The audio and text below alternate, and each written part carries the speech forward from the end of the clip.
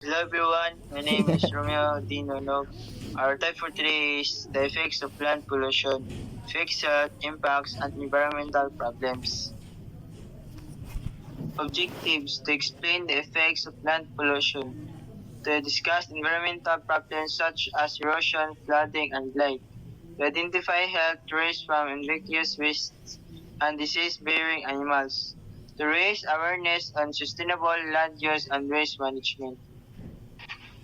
Effects of land pollution, erosion, siltation, and flooding, rural and urban blight, perils of people's health, proliferation of disease-bearing animals.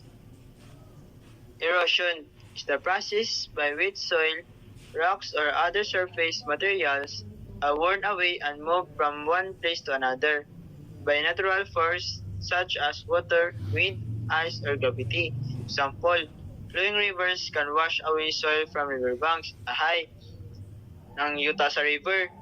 Matingala lang ta, ang yuta sa river na napadong na sa inyong balay. Manay erosion. Na example, yun na nagbaha sa inyong balay. Ang mga bato-bato nasa unahan. Pagkupas sa baha, tingala lang mo, ang mga bato nasa inyong atbang sa inyong balay. Manay erosion. Siltation is the process of fine soil particles like silt, sand, or clay being carried by water and disposed in river, lakes, reservoirs, or coastal areas. Example, when farmers clear land and heavy rain washes soil into rivers, the river may become clogged with silt. Ang siltation na is makadaot gyapon sa atohang flood pollution kay ngano dahil when farmers clear land, no, nya, kusog ang ulan niya.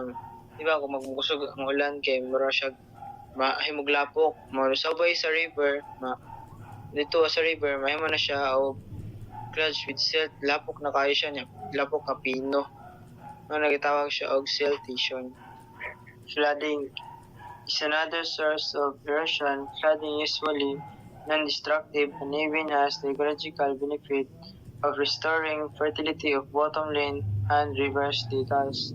Example, devastating or mock flash floods. Ang flooding, isa po niya siya sa source of erosion. Ang tingin lang sa erosion ngayon na kung move one to another, dahil magbaha, madala ang mga yuta or mga bato to another place. Perils people's health from infectious waste. Rotting garbage falls the air and spread disease. Improper disposal of hospital waste. Example, Metro Manila garbage problem. Sa Manila, ang problema ito is basura. Kay mas like kabalabay ng basura. Ay sa punana is example punana is kanang gamit sa hospital. Di ba, ang gamit sa hospital kay ganang injection. Yan ang ginalubong niya. Ginalubong nila niya maka patakabalo, narito sakit niya ato magunitan pag natin kaluton na makakuha nito sakit na waste makuha na to na sa mga basura mga chemicals like ng mga injection sa mga hospital. Number 2, disease-bearing animals. Rats and flies are main carriers, spread disease and damage property. Hysterical plagues linked to rats. Anong yung disease-bearing animals siya kananganing mga basura nga puyan sa mga ilaga. Kunya, magbaha.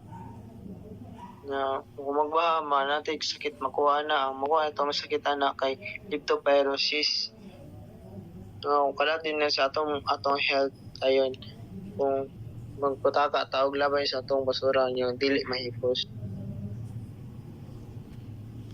Last, rural and urban blight, seen in dilapidated buildings, junkyards, cleared fields, and abandoned enterprises, cause poverty, excessive economic exploitation.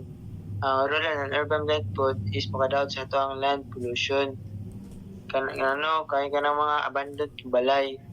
Kung wala abandoned balay, moturok ang mga kahoy nya dahil kini mga basura nga mga maka-cause po na siya og flood kay magbara man na sa mga drainage.